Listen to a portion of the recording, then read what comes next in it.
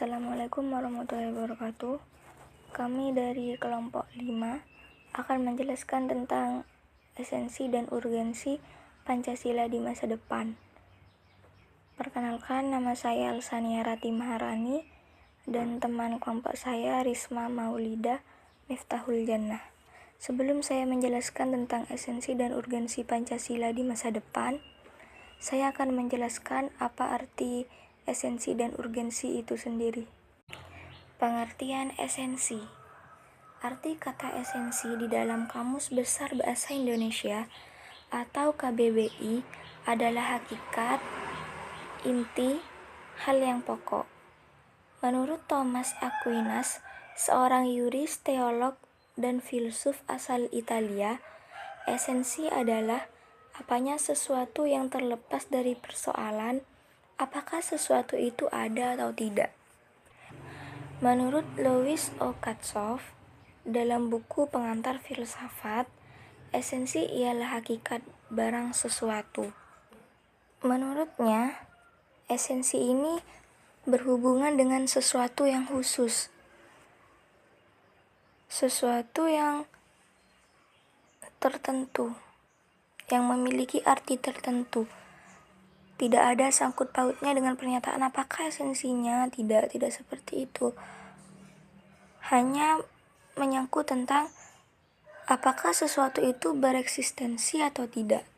Nah, jika kita membahas tentang esensi, kita tidak luput dengan menyinggung eksistensi yang antara mereka berdua ada satu kesatuan yang gak bisa dipisah seperti itu.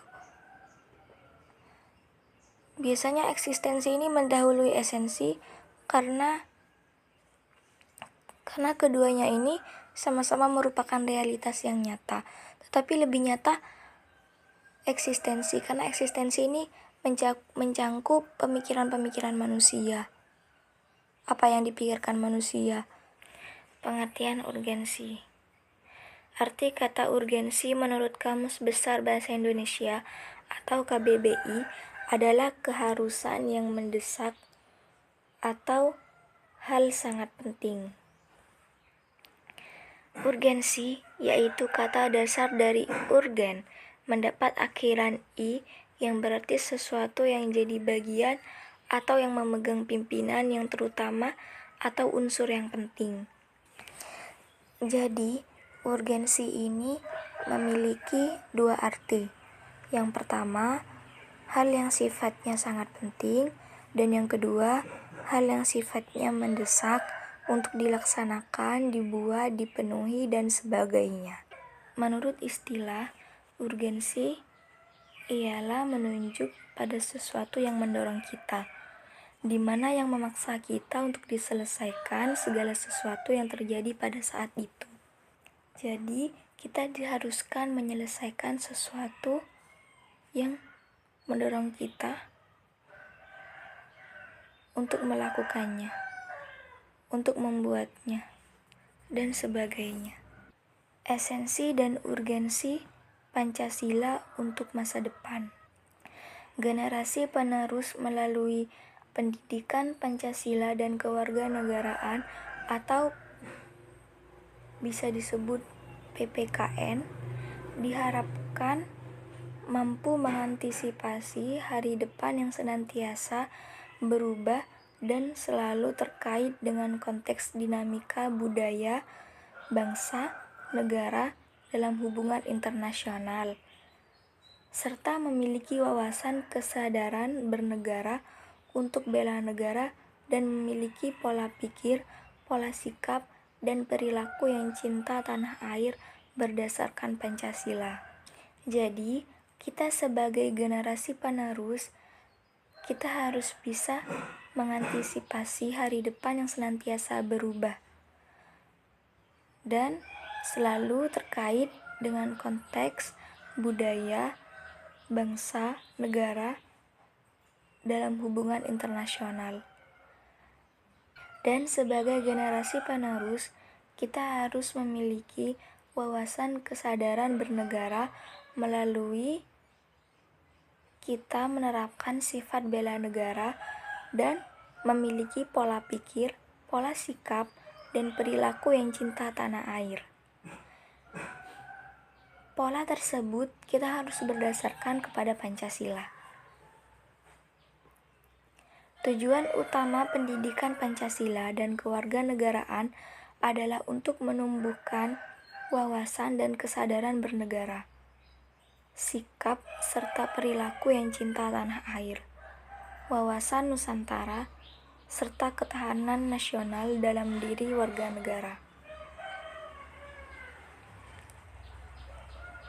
Meningkatkan kualitas manusia Indonesia yang berbudi luhur, berkepribadian, mandiri, maju, tangguh, cerdas, kreatif, terampil, berdisiplin, beretos kerja, profesional, bertanggung jawab, dan produktif, serta sehat jasmani dan rohani.